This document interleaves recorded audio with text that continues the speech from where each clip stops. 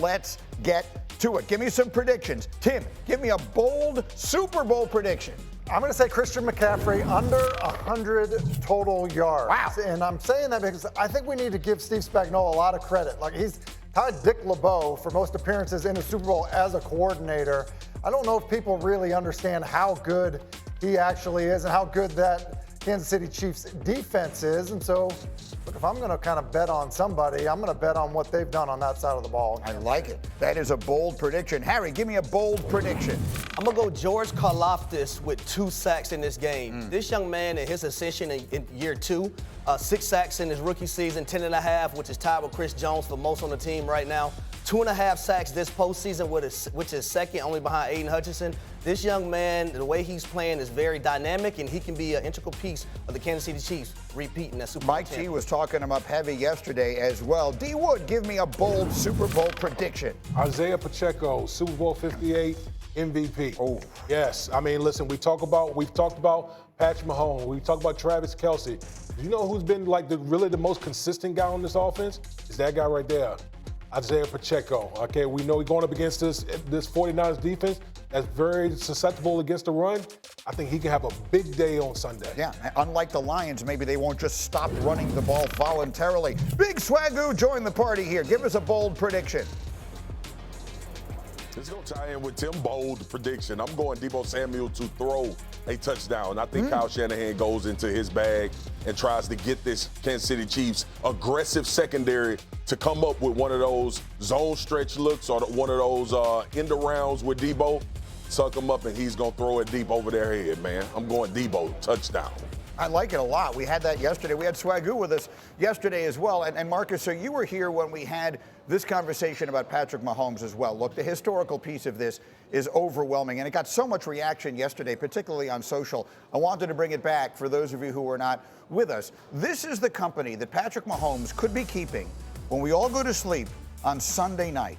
This is the list of players in all 4 sports in history with 3 championships and 2 MVPs in their first 7 seasons. You'll notice none of them are wearing a football helmet because no football player has ever done it.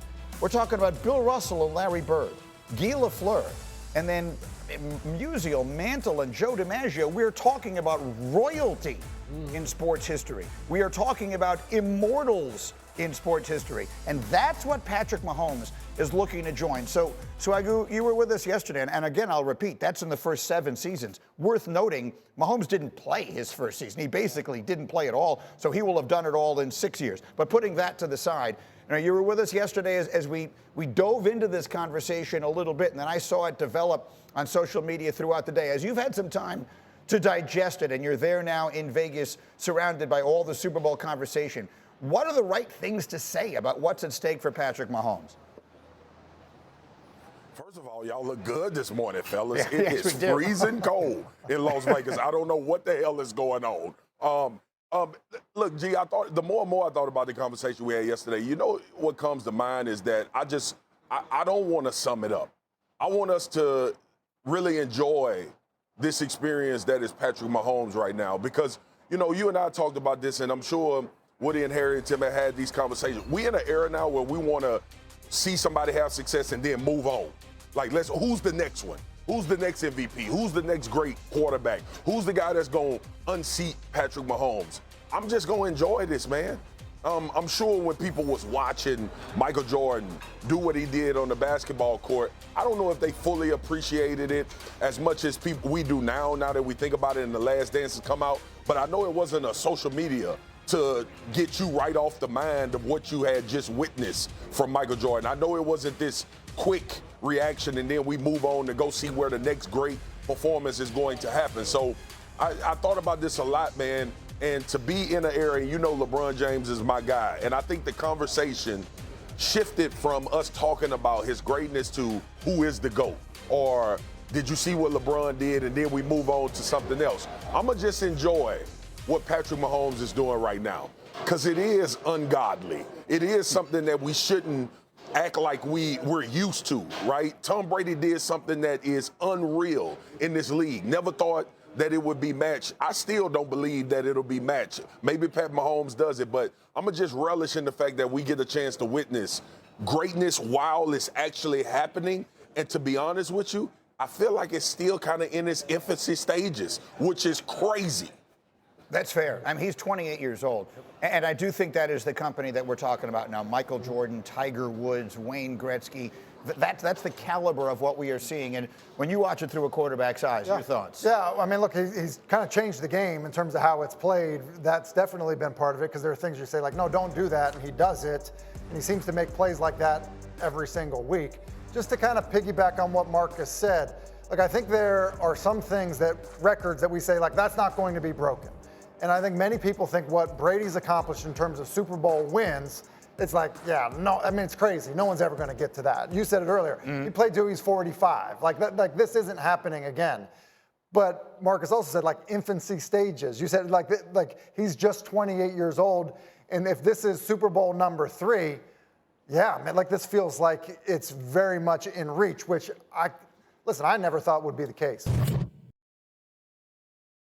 That not only does he do things that we've quite literally never seen anyone do before, the jaw-dropping plays, at least once a game, he does something that would have been the play of the year in practically any other season.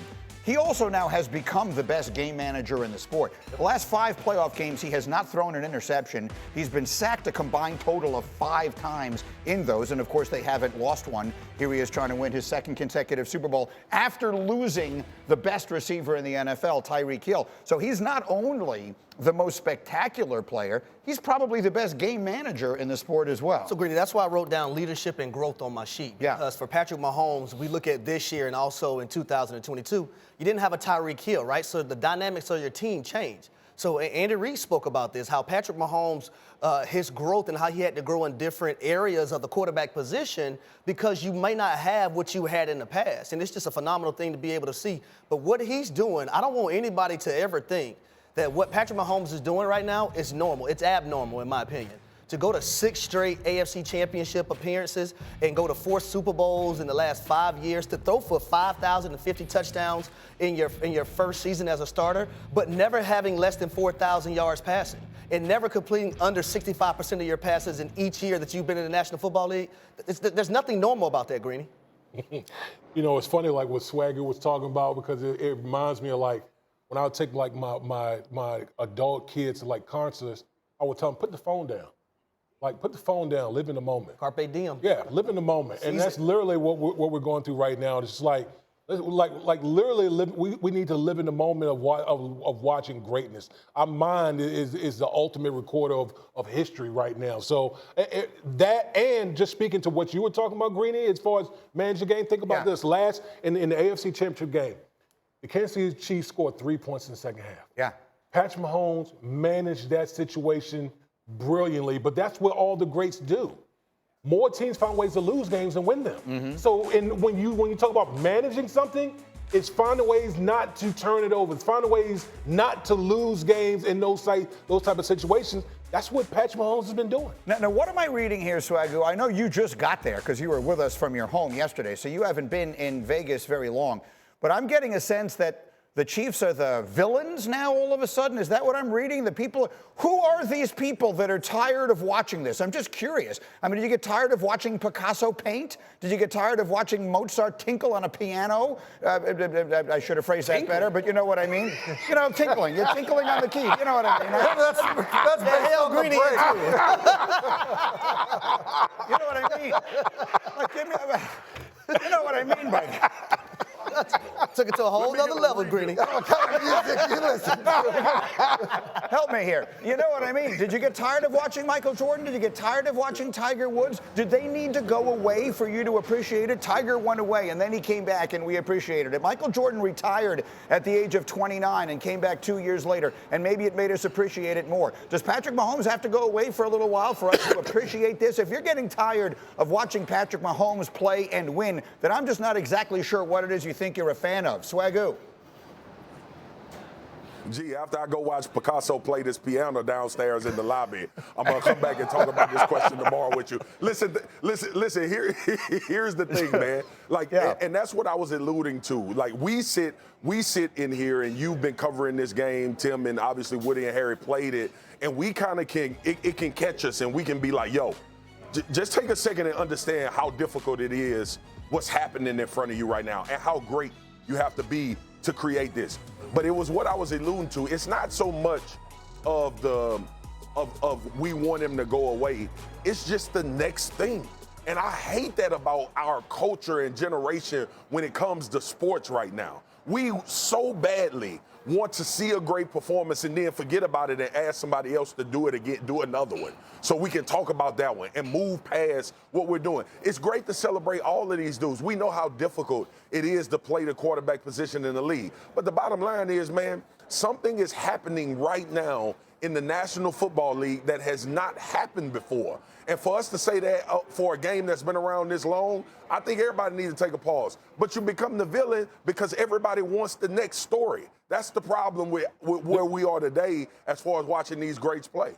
But Swagoo, and I think recent events in college football and also the national football allows us now to really enjoy these moments and embrace them the way we should. When you have a Nick Saban stop coaching football, right? Yeah. And you ask yourself, did I enjoy Nick Saban the way I was supposed to?